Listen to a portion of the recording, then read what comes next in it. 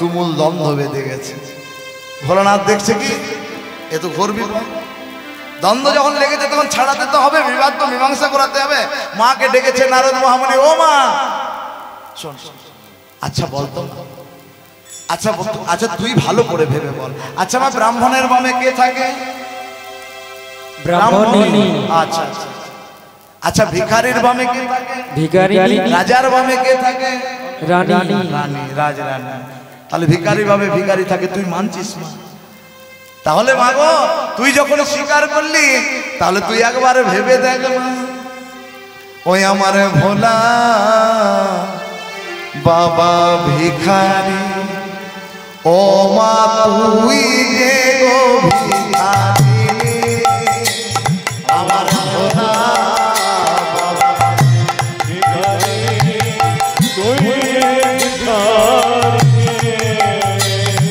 আমার ভোলা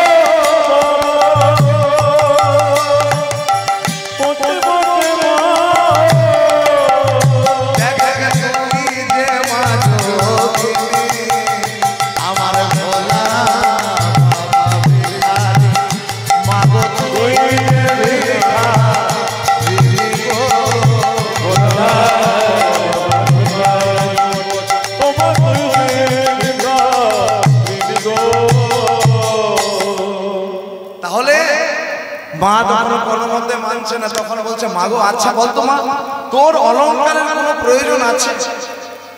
ওর অলংকারের কোনো প্রয়োজন আছে?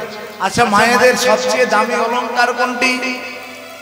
হাতের শাখা, সিঁদুর, সিঁদুর আর কোলের সন্তান, এই তো মায়েদের দামি অলংকার। তাই মাকে বলছে ও মা তোর কি নাই? তাহলে তোর আভরণের কোনো দাম কাজ নাই? নারদ বোঝাচ্ছে ও মা, ও মা কি কাজ রাজ আবরণে, মা ও তোর কি কাজ রাজ আবরণে, ও তোর কি কাজ আবরণে, কি কাজ রাজ আবরণে,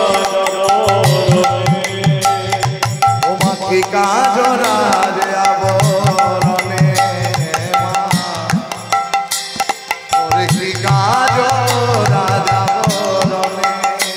মা তোর কি কাজ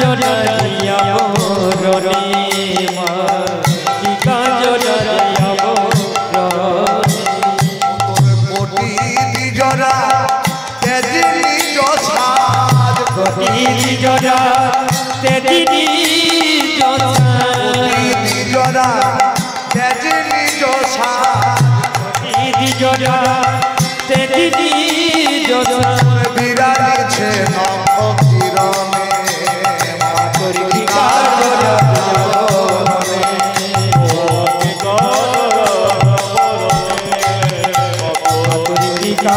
আবরণে। তাছাড়া তোর আরো আছে মা, ওগো স্বর্ণহার তোর দেবে সারানা,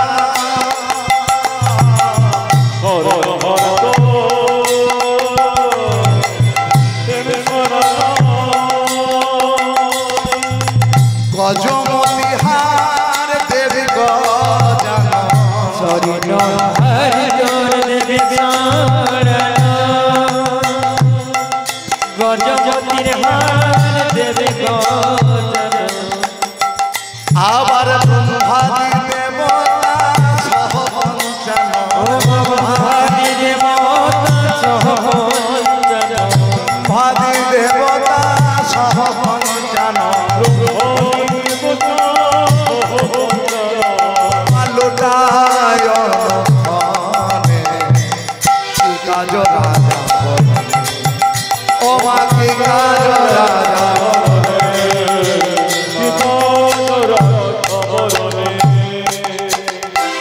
যেই না মাকে এত করে বুঝিয়েছে মা কোন রকমে রাজি হয়েছে। বেশ নারদ, তাহলে আমি যজ্ঞে যাব। এবারে নারদ স্বর্গ হতে চলে এসেছে, সমস্ত বৃন্দাবনবাসীকে নেমন্তন্ন করেছে, মাতা পিতাকে নেমন্তন্ন করেছে। যেই না মা এবং বাবাকে নেমন্তন্ন করেছে, আর সমস্ত বৃন্দাবনবাসীর কাছে কাছে গিয়ে গিয়ে নেমন্তন্ন করেছে। প্রেম সে বলো রাধে রাধে রাধে রাধে। তাই নারদ মহামুনি সকলকে নেমন্তন্ন করেছে। এদিকে মায়ের কাছে যেই না গেছে মা নন্দরানী, নারদের মুখে নেমন্তন্নের কথা শুনে নারদকে বলছে, নারদ একবার বল আমার গোপাল, আমার গোপাল কেমন আছে? নারদ করজোড় করে বলছে, মাগো তোমার গোপাল, তোমার কানায় একটা বিশাল যজ্ঞের আয়োজন করেছে, যাবো না? আমি যাব। আর এদিকে নন্দ মহারাজ, যেই না নারদ বলছেন নন্দ মহারাজ কি জয়, নন্দ মহারাজ তখন নারদের কাছে করজোড় করে বলছে, নারদ মুনিবর্গ, ও গো আর আমায় বলো না নন্দ, আর কি আমি নন্দ আছি, আর আমায় বলো না, আর কি আমি নন্দ আছি, আর আমায় বলো না নন্দ, আর কি আমি নন্দ আছি, আর আমায় বলো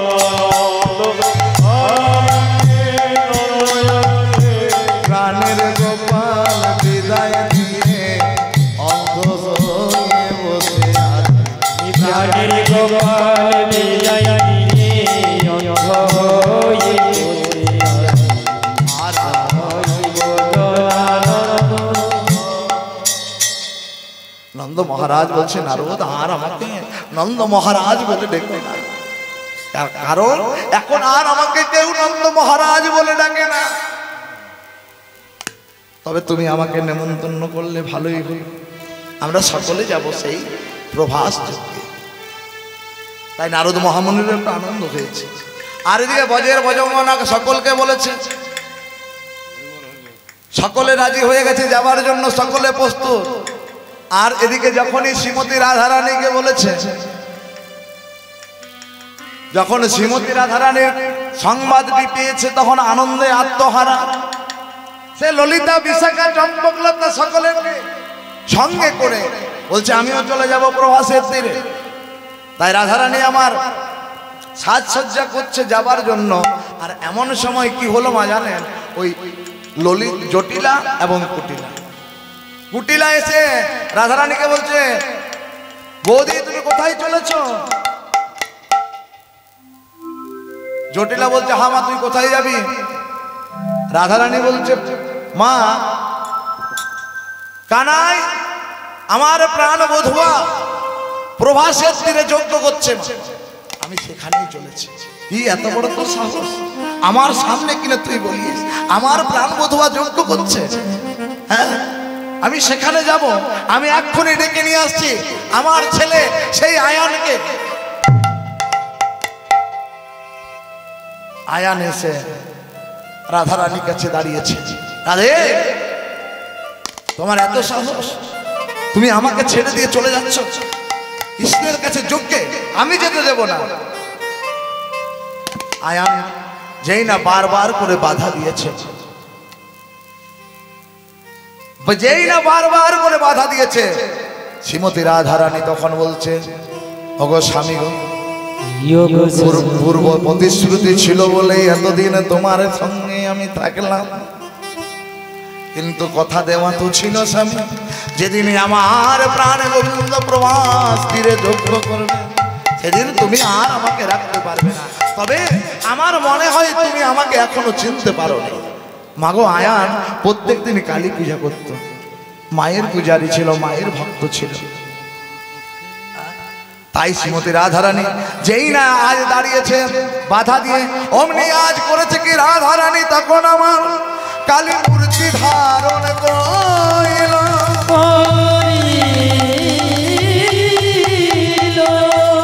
মামা বলি তখন আয়া মায়ের চরণে ধরিল, মায়ের চরণে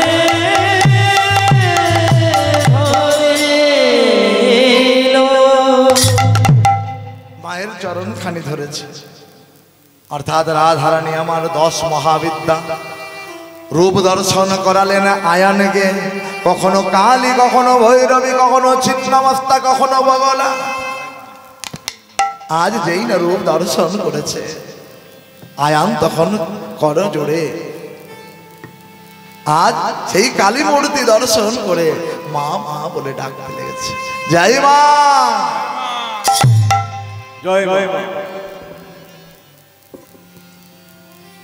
আর মায়ের উদ্দেশ্যে বলছে মা গো, এটা তো আমার দোষ নয় মা, এটা তো আমার দোষ নয়, আমি তোর পূজারী। এই সংসারে মায়ায় পড়ে আমি তোকে এতদিন চিনতে পারি নাই মা, তবে মা মা দোষে কারো নয় গো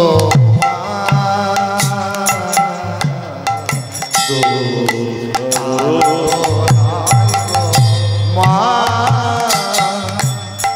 আমি সখা তো চলিলে ডুবে মরি শ্যামা, দোষ কারো নয় গো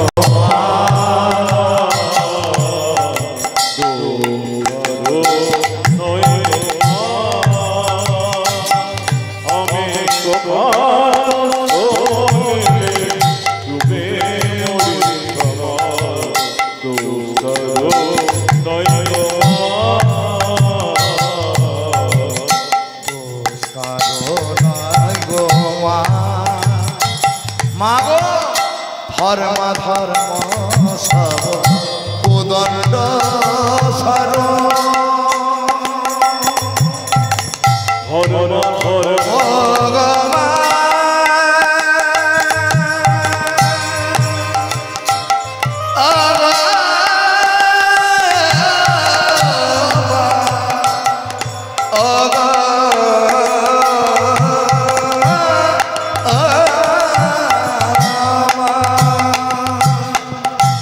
ধর্ম ধর্ম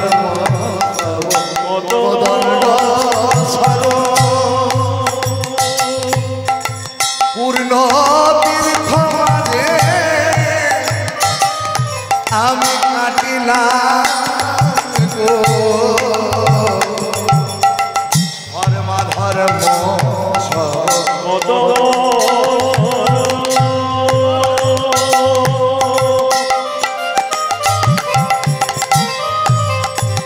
পূর্ণ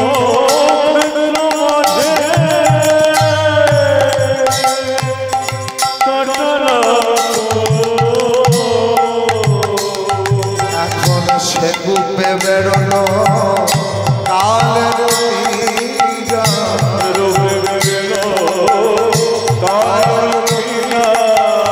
সে কূপে বেরোলো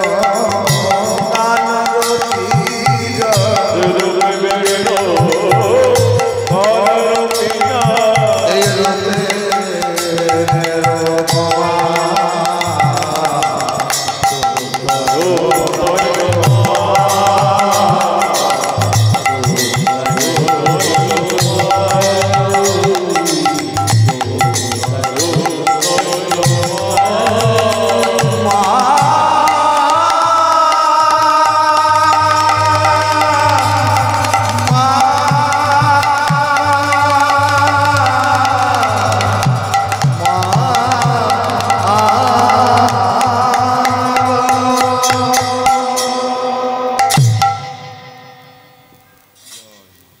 তাহলে ভগবান শ্রীকৃষ্ণ রাধারানীকে লীলা করেছেন, মা রাধারানীকে নিয়ে।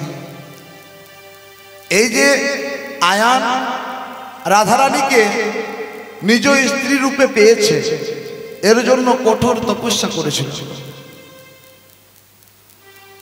এই আয়ান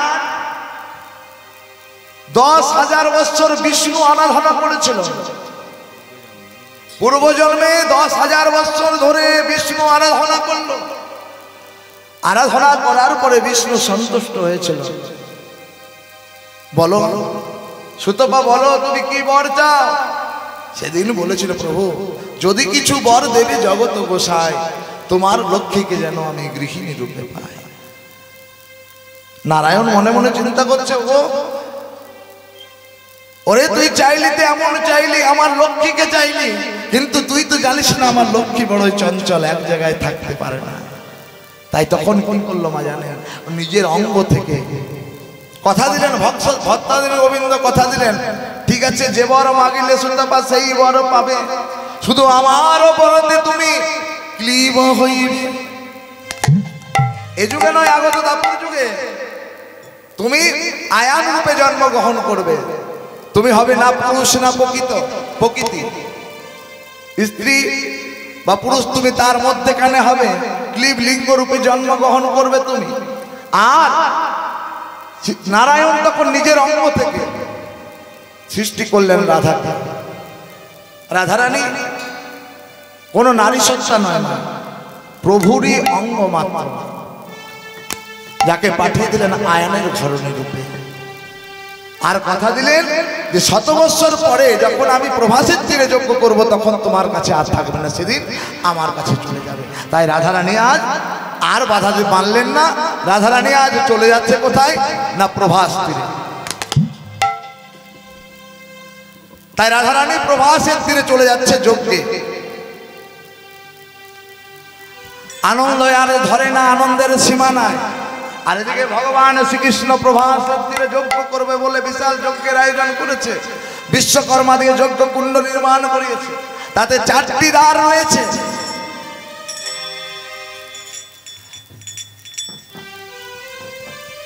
এক দ্বারে শান্ত দস্য সক্ষ বাৎসল্য এবং মধুর পঞ্চ ভাবের ভাবিতা হয়ে সকলে এক এক দ্বারে এক এক ভাবে আসছে। আর এদিকে গোবিন্দ প্রভাস যজ্ঞের জন্য সমস্ত আয়োজন করেছেন, নারদ ত্রিভুবন নেমন্তন্ন করেছে, সকলে যজ্ঞে চলে আসছে। আর শ্রীমতী রাধারানীও যজ্ঞে চলে আসছে। এদিকে সমস্ত দেবগণ চলে এসেছে। আর এমন সময় মা শ্রীকৃষ্ণের তো দুটো মা, একটা জন্মদাতা, তার নাম কি দৈবকী, আর একটা হচ্ছে পালন কর্তা, সেকে যশোমতী, যার যে লালন পালন করেছে, যার স্তনদুগ্ধ পান করে বড় হয়েছে শ্রীকৃষ্ণ ভগবান। তাই দৈবকী তো চলে এসেছে অবশেষে ভিখারি বেশে। আর যশোমতী মা হাতে একটা নবনীর ভাণ্ড নিয়ে গোপালের কাছে চলে এসেছে। কিন্তু দ্বারে যেই না মা দাঁড়িয়েছে, দ্বারে যেই না দাঁড়িয়েছে, দাঁড়িয়ে আটকে দিয়েছে, দ্বার আগলে দাঁড়িয়েছে। এই ভিখারি, তুই জানিস না মহারাজ কৃষ্ণচন্দ্র ভেতরে যজ্ঞ করছে, তুই কোথায় যাবি? করজোর করে বলছে, ওরে দাঁড়ি রে, ওরে দাঁড়ি, তুই আমাকে ভেতরে যেতে দে। আমি ভিখারিনী নই, আমি কাঙালিনী নই রে। ওরে দাঁড়ি, একবার তুই ভেতরে যেতে দে। কিন্তু মাগো দাড়ি কোনো মতে যেতে দিচ্ছে না, দাড়ি কোনো মতে যেতে দিচ্ছে না। চিৎকার করে যশোমতী বলছে, ওরে দাড়ি রে, আমাকে তুই ভেতরে যেতে দে। যে মাগো যেই না বারবার করে বলেছে, দাড়ি তখন রেগে গিয়ে বাধা দিয়েছে যশোমতীকে। যেই না বাধা দিয়েছে, যশোমতী মা বলছে, ওরে তুই আমাকে চিনতে পারলি না? আরে আমি যে তোর মহারাজের মা। আর এদিকে ভগবান কৃষ্ণচন্দ্র অন্তর্যামী নারায়ণ, অন্তর্যামী গোবিন্দ অন্তরে জেনে মা মা বলে ছুটতে ডাকতে ডাকতে দ্বারে পৌঁছেছে। আর এদিকে দাঁড়িয়ে রেগে গিয়ে যেই না মাকে প্রহার করতে যাবে, ভগবান শ্রীকৃষ্ণ মায়ের আগে দাঁড়িয়েছে, চমকে উঠেছে দাঁড়িয়ে দেখি মহারাজ কৃষ্ণচন্দ্র এই ভিখারি আগে দাঁড়িয়েছে, অর্থাৎ সে তার মা। আমি একই করছি, মাকে জড়িয়ে ধরেছে।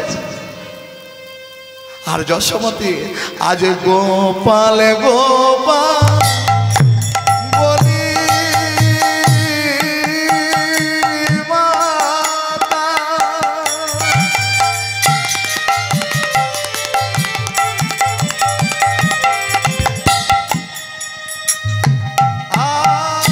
আজ কানায়ে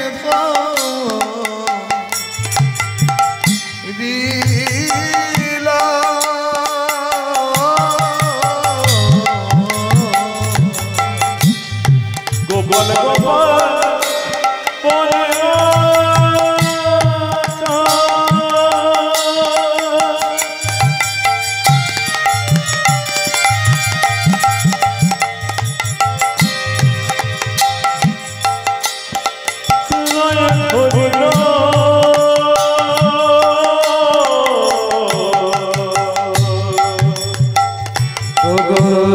গোপাল গোপাল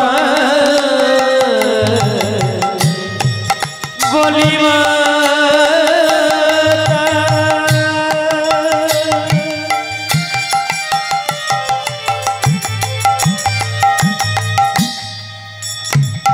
গোপাল কানাইয়ে ধরিল আমার নবনীর ভাণ্ড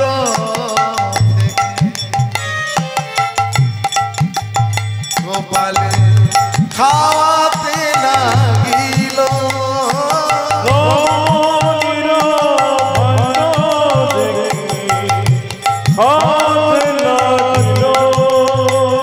আমার আইরে গোপাল ননি খাবি রে,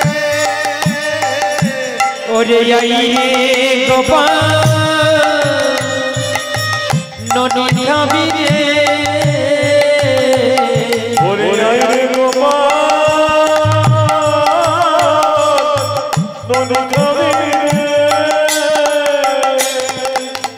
কতদিন তবে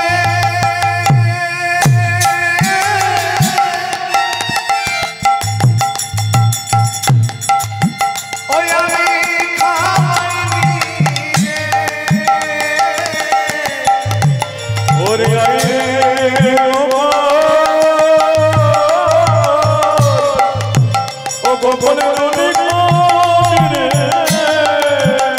একবার আমায় মা বলে ডাকি রে গোপাল, কতদিন তোকে দেখি না, আইরে গোপাল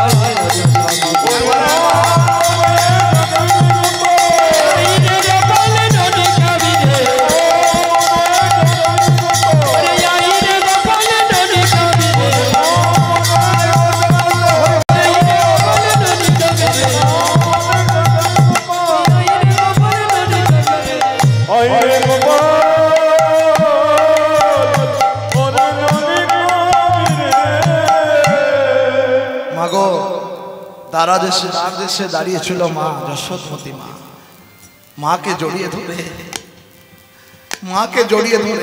নিয়ে চলে গেলেন সেই প্রভাস যজ্ঞে। প্রভাস যজ্ঞে গিয়ে যেই না পৌঁছেছে, এদিকে দৈবকী জননী চিৎকার করে বলছে, কানাই কাকে তুই মা বলছিস? ওরে এতদিন জানতিস না বলেছিস, কিন্তু এখন তো জেনেছিস আমি তোর মা। দুটি মা, দুইজনেই দাবি করছে কানাই আমার, কানাই আমার। দুই মা বলছে, দৈবকী বলছে কৃষ্ণ আমার ছেলে, যশোমতী বলছে কৃষ্ণ আমার।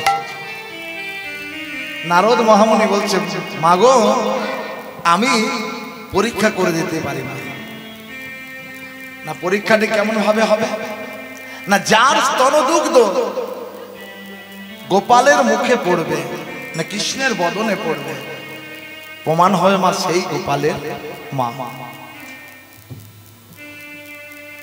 শুধু তাই নয়, পরপর 100 বস্ত্র রেখে দিয়েছে, লম্বা লম্বি টেনে দিয়েছে। এদিকে রয়েছে গোপাল, এদিকে রয়েছে মা। যার স্তনদুগ্ধ গোপালের মুখে ওই বস্ত্র ভেদ করে, পর্দা ভেদ করে গোপালের মুখে পড়বে, সেই হবে গোপালের মা। তো মাগো দৈবকী শত চেষ্টা করলো কিন্তু গোপালের বদনে পড়ল না। কেন জানে না? দৈবকী জননী পূর্ব জন্মে ছিল দশরথের পত্নী, নাম ছিল মাগো কৈকেয়ী। রামচন্দ্রকে বনবাসে পাঠানোর সময়, রামচন্দ্রকে বনবাসে পাঠানোর সময় রামের হাতে এক বাটি দুধ দিয়েছিল মা, কিন্তু কৈকেয়ী সেটা রামকে রামের হাত থেকে কেড়ে নিয়েছে। আর যেদিন রামচন্দ্র বাড়িতে ফিরে এসেছিলেন সেদিন মনে একটু অভিমান ছিল। আমাকে সকলে বলে আমি রামের বিমাতা, তাই রাম তুই যদি আমার কাছে আসিস তাহলে আমি জানবো তুই আমার ছেলে। তাই মাগো যখন ফিরে এসেছিল রাম কৈকেয়ীর কাছে গিয়েছিল, তখন মনে মনে চিন্তা করেছিল এমন ছেলেকে যদি গর্ভে ধরতে পারতাম কত ভালো হতো। সেদিন মনে মনে রামচন্দ্র বলেছিল মাগো তোমার মনোবাসনা পূর্ণ হবে, তবে এই যুগে নয় আগত দাপর যুগে তুমি হবে আমার গর্ভধারিণী মা। কিন্তু মাগো আমি তোমাকে কথা দিলাম তোমার গর্ভে জন্ম নেব মা, কিন্তু তোমার স্তনদুগ্ধ কোনোদিন পান করব না। তাহলে মাগো আজ দাবি করলে হবে কোথা থেকে? আর এই যশোমতী এমনই মা যিনি প্রভুকে সেবা দেওয়ার জন্য, অতিথি সেবা করানোর জন্য নিজের স্তন কেটে বন্ধক দিয়েছিল দোকানের কাছ থেকে। বন্ধক রেখে ওই দোকানের কাছ থেকে জিনিস নিয়ে অতিথি সৎকার করেছিল। সেদিন বলেছিল মাগো এই যে তুই আজ নিজের অঙ্গ কেটে দোকানিকে বন্ধক দিয়ে আমাকে ভোজন করালি, আমি কথা দিলাম মা জন্মে জন্মে আমি তোর স্তনদুগ্ধই পান। তাই দৈবকী যখন শত চেষ্টা করলো পারল না, যশোমতী মায়া আমার ওরে গোপালে খাও খাও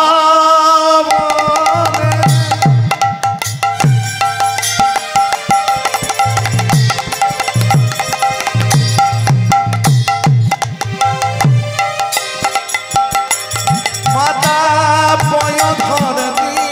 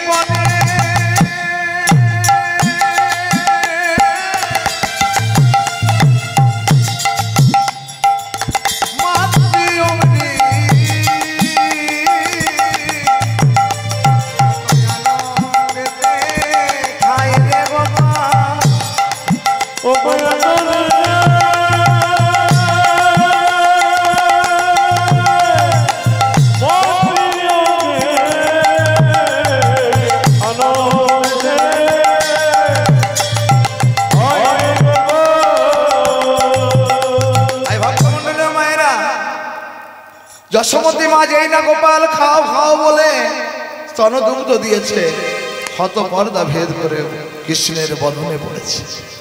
সকলে তখন জয়ধ্বনি করেছেন, যশোমতী মা কি, যশোমতী মা কি, ভগবান কৃষ্ণচন্দ্র জি কি।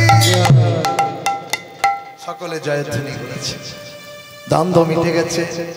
এদিকে অষ্টসখী পরিবেষ্টিতা হয়ে শ্রীমতী রাধারানী আমার সেই যজ্ঞকুণ্ডে এসে উপস্থিত হয়েছে। আর যেই না যজ্ঞকুণ্ডে উপস্থিত হয়েছে, যে গোপ গোয়ালাদের সকলে কুলোটা বলতো মা, সেই প্রভাস যজ্ঞের মধ্যে একটা তুলাদণ্ড ছিল মা, যেটাতে কে কেমন নির্ণয় করার জন্য সমস্ত দেবতাগণ যখন হেরে গেল, প্রত্যেককে চেপেছে। ইন্দ্র চন্দ্র বরুণ আদি সকলে তুলাদণ্ডে চেপেছে, সকলে হেরে গেছে। এবার বজগোপীরা সকলে একসঙ্গে তুলাদণ্ডে যেই না চেপেছে, অমনি তুলাদণ্ডের সঙ্গে তাদের সমান সমান হয়েছে। তাই আজ সকলে আনন্দিত মনে সেই প্রভাস যজ্ঞে শ্রীকৃষ্ণ ভগবান রাধারানীকে বামে নিয়ে, শ্রীমতী রাধারানীকে বামে নিয়ে আজ যজ্ঞগারে উপস্থিত হয়ে যজ্ঞে আহুতি দিতে শুরু করেছে। তাই ভক্তমণ্ডলী মায়েরা, লীলা আর বেশি দীর্ঘায়িত করছি না। এখানে প্রভাস যজ্ঞে রাধা গোবিন্দের 100 বৎসর পরে পূর্ণ মিলনে আমি দেখে দিচ্ছি।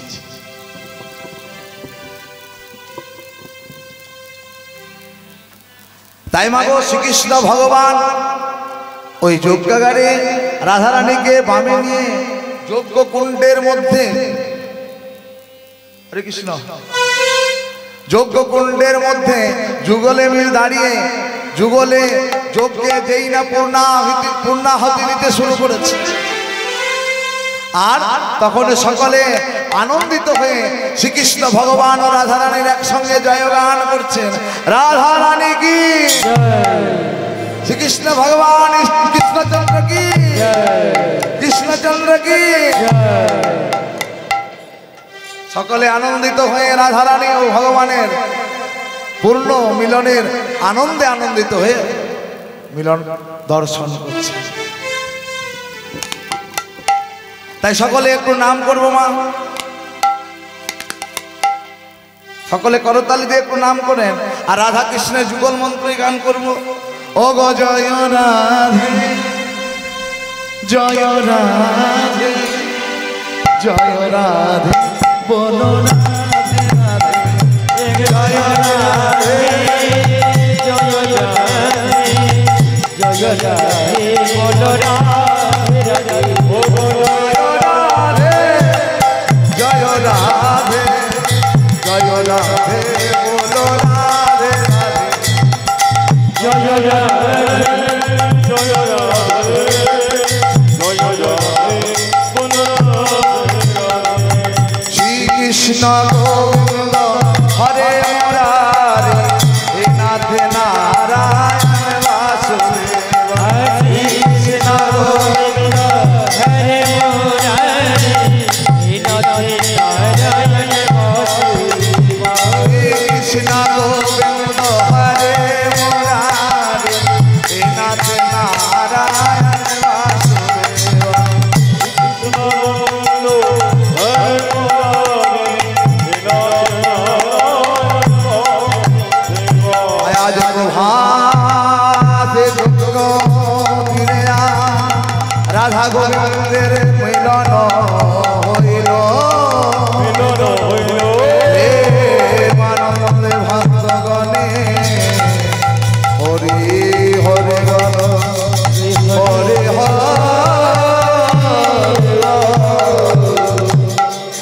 হরি